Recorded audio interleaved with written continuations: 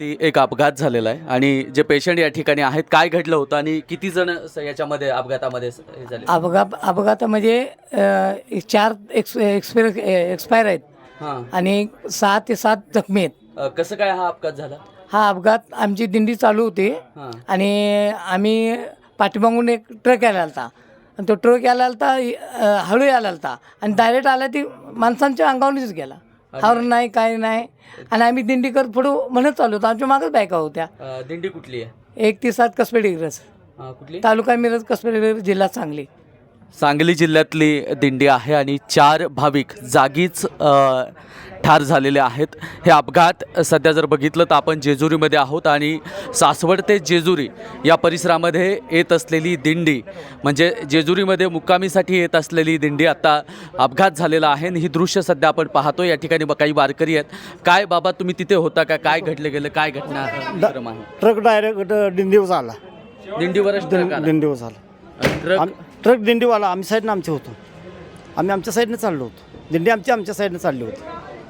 किती जण हे झाले? किती महिला आणि किती पुरुष आहेत? आता इथं तर आणलेले किती 5 काका आहेत हां.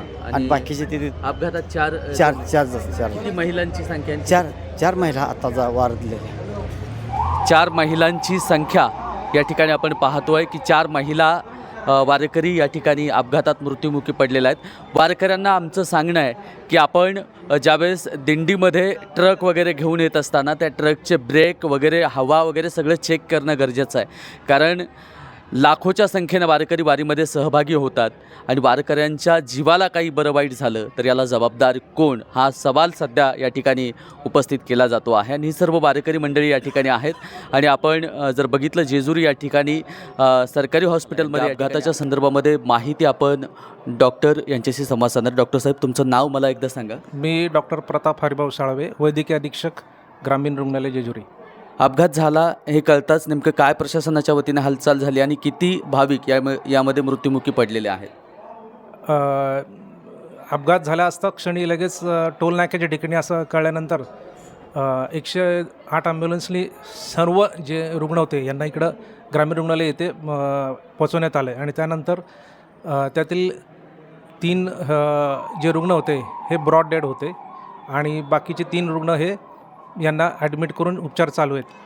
तर साधारण त्या पेशंटला इंजुरी झालेली आहे, म्हणजे पायाला वगैरे फ्रॅक्चर झालेला आहे काहींना आणि काहींना किरकोळ डोक्याला मार लागला आहे.